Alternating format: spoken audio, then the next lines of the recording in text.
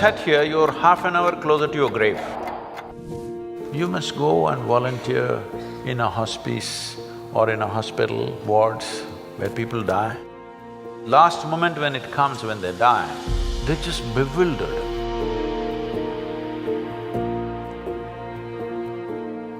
My question is, suppose humanity makes it past this very tumultuous phase we're in right now, what would we do if we reach an ideal society where everyone is peaceful and together? What would our end game be? What would we strive towards? No. Is it a deal between you and these guys?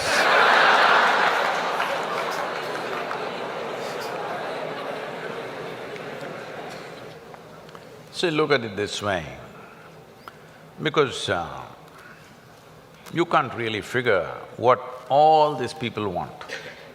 Look at yourself. Right now you're thinking you want to become an engineer.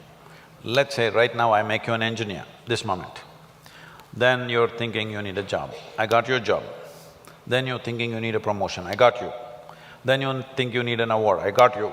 Then you think you need wealth, I got you right now. Everything that you can dream of, I got you right now. What do you want now?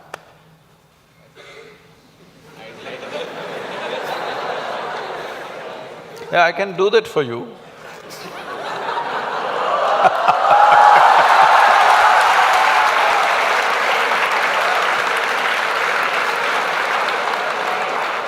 Let's say I want a job. Huh? I'm striving for a job right now. Yes. Now, we're looking at the end game, right? You got everything you wanted right now. Things that you can imagine, things that you cannot imagine right now, everything you got right now. What do you want right now? I wouldn't know what to do. Just look at it, huh?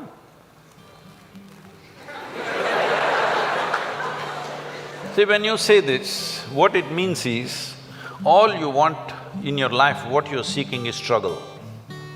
To get a job, it must take 3 years, then you will feel, wow, I got a job. Look at all the people who have good jobs, look at them walking on the street. Are they going blissfully, dripping ecstasy? Hello? Miserable guys, they're getting blood pressure, going to work. They're getting all kinds of ailments, they're freaking out. Yes? So what do you want? Is there a girl here?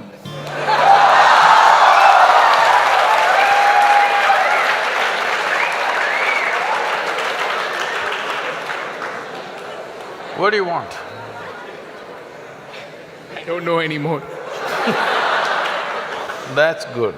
I do not know, I like that. Because actually you do not know. Everybody keeps fooling themselves at every step in their life, thinking, what I want is, I want to become an engineer, I want to become an engineer. It'll keep you busy for 5-7 years. Then I want job, it keeps you busy for another 1 or 2 years. Then I want this kind of job, that keeps you busy for another 8-10 years. I want that much money, that much wealth, that keeps you busy for another 25 years. I want this kind of girl, that kind of boy, that keeps you busy for a few years. Then children will come, I want my child to become this. Well, we are preparing for your funeral.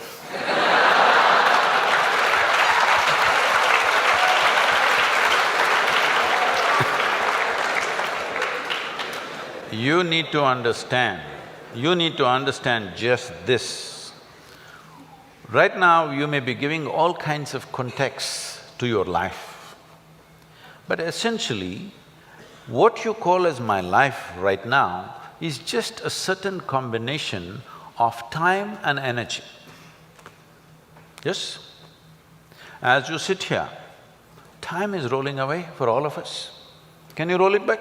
You're an engineer. Can you roll it back? Yesterday was not fruitful, so I'll roll it back. Can you? It's rolling away for all of us. As we sit here, what is ticking away here is not the clock. What is ticking away is our life, isn't it? Since we came and sat here, you're half an hour closer to your grave. It doesn't matter how young you are getting there, isn't it? Yes or no? So it's a certain amount of time, and that time nobody can manage because it rolls at the same pace for everybody. You do something, you don't do anything, you sleep, you're awake, you're happy, you're unhappy, do whatever the hell you want, it just keeps rolling mercilessly, isn't it? So there is energy that you call as life. This, you can pitch it at different levels. If you're like this, I'm talking about the classroom expression, you know.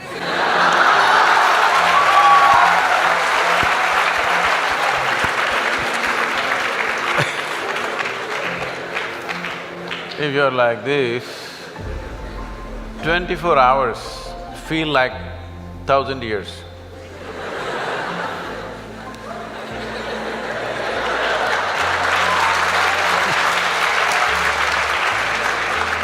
But have you seen on a certain day you're very happy, 24 hours, poof, went off like a moment?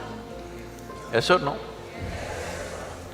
So, time is a very relative experience in individual subjective experiences. If you're joyful, if you live 100 years, it feels like a few moments, it's gone. Only miserable people will have a long life.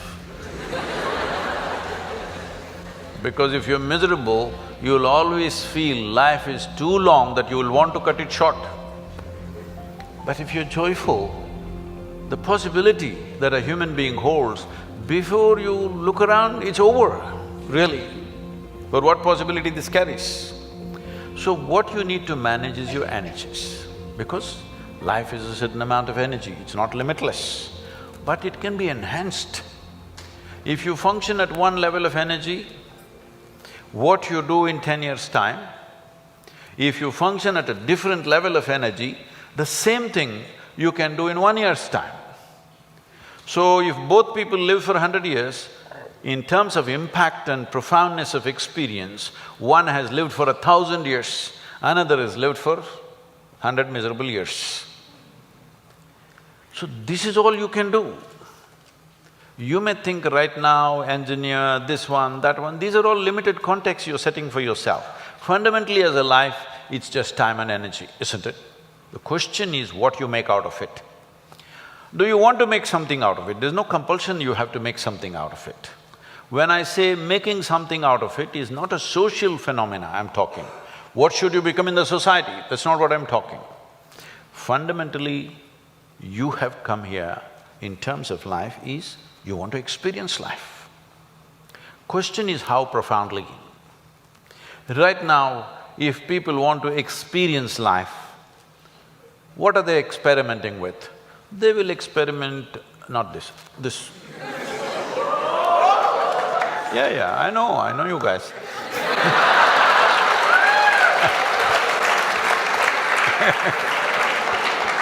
Or they'll experiment this, or they'll experiment something else. What they will experiment is how to down your faculties. You know, United States has made marijuana legal in a few states. So when I went to a few colleges or universities, they're asking me, Sadhguru, why don't you pitch? Someone like you must legalize marijuana for us. I said, no problem, we'll make marijuana legal, cocaine legal, meth legal. What's the problem? No problem. Only thing is, why is it that you want it to be legal? So that you can smoke up and come to the college, right? It's fine. But let's say you want to fly a small airplane, the pilot comes smoked up. You want to fly with him?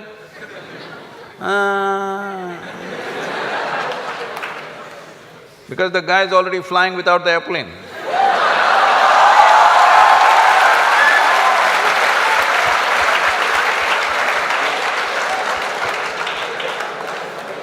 Okay, you're not getting the point. You need a major surgery and the surgeon comes smoked up. You want this surgery? Oh no. Then you clearly understand this lowers your faculties. I want all of you to look at this. Do you believe you can enhance life by lowering your faculties? Hello? If you want to enhance this life, you must super enhance your faculties. That's the only way you can enhance this life. You cannot lower your faculties and think your life is getting enhanced. What kind of stupidity is that? Simply because it makes you a little like this. I can make you feel like this all the time. How's that? No substance, I'm always like this only.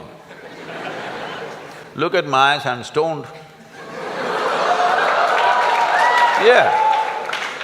Never touch a substance but fully stoned all the time.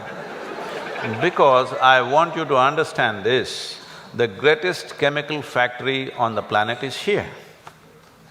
If you are a good manager of this, you can create any experience that you want from within and also heighten your faculties. If you are having an experience, even to experience that, your faculty should be heightened, isn't it? Is this the greatest chemical factory on the planet, most sophisticated? Do you agree with me? Are they chemical engineers? So I'm asking, how are you managing your system? What have you done? We gave you such a sophisticated machine. Have you read the user's manual at least? No. Blindly do this and then you think pumping something is going to make this better? No. Believe me, the only way you can enhance this life is that your faculties are super bright. The way you see, the way you hear, the way you smell, the way you taste and the way you touch. If this is enhanced, is life enhanced in many ways? There is much more to it, but I'm saying from what you know from your experience. Suppose you could see twice better than somebody who's sitting next to you, is your life enhanced? If you could taste better than other people, is life enhanced? If you could feel better, is it life enhanced? If you could hear better, is life enhanced? On this level you understand this, but there are many other dimensions of human faculties. If you enhance this, if you sit here, you will be blissed out simply sitting here. You wouldn't want to touch any damn thing because just sitting here is the greatest experience of your life. So, about what is the end game? If you had everything, what would you want? If you had everything that you can ever dream of, everything is right here, what would you want? You must think, isn't it? I won't supply you with an answer. If you do not invest that much thought into your life, that means you're super short-sighted. Hello? This happened to Gautama the Buddha. You heard of Gautama the Buddha? Because of some astrological prediction that his father heard, that he may either become a great emperor or a great sage, and he wanted him to become a great emperor, he protected this boy and put him in a separate palace where it's all luxury, everything that you can dream of, everything there. Got him married to a very pretty young woman, everything on. No, he should not see any suffering. But one day he just went out. He saw one old man and he asked, why is this guy like this? His chauffeur. His chauffeur or his chariot driver said, oh, everybody becomes like that after a certain time. He said, what, me? I'm a young prince, will I become like that? Hey, yeah, everybody will become like that. It shook him. Then he saw a man who's suffering with some kind of disease, ailment. So why is that guy like that? Said, it'll happen to a lot of people. Who it will hit, there is no prediction. Anybody can become ill. Most people think it happens to other people. No, it can happen to us. Hello?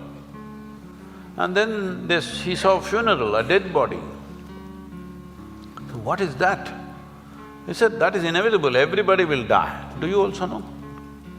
You will also die. No, because most people believe other people die. No, intellectually they know, but they think they're forever. No, you must be conscious you're mortal. Mortal means you have a limited amount of time and energy.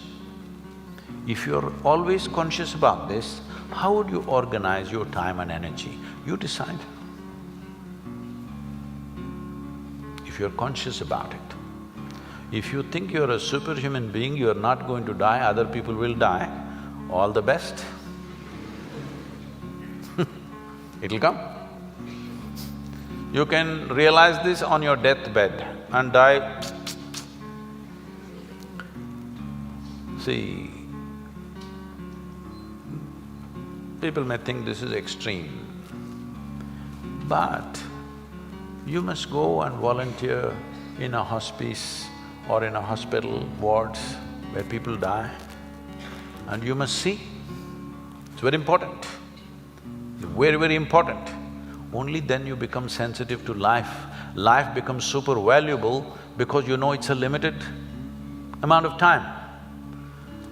If you watch this, unfortunately today in the world, over 80% of the people, when last moment when it comes, when they die, they're not fearful, they're not in pain, they're not in something else, they're just bewildered.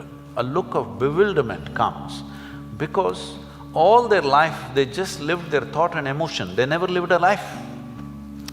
This is important, you must understand, there is a psychological reality in your head and there is an existential reality which is life. Most people are mistaking their psychological reality to be existential.